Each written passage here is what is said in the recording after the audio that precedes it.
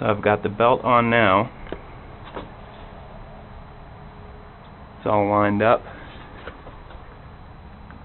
There. Let's get the tensioning arm down just a little bit.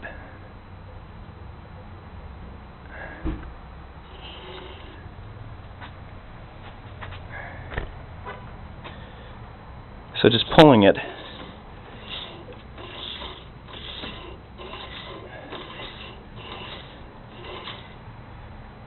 Right now the tensioning arm is angled down.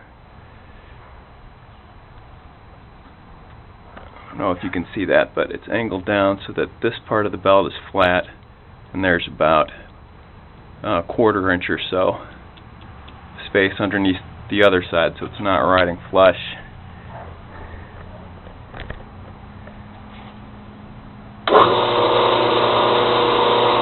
And here it is when it's turned on.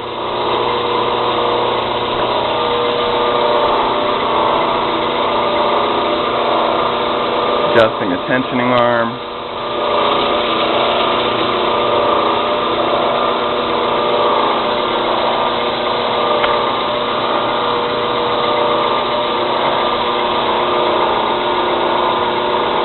So I don't know if you can tell,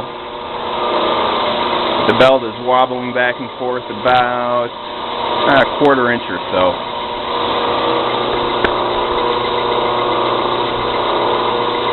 There. Down here you can see it pretty well.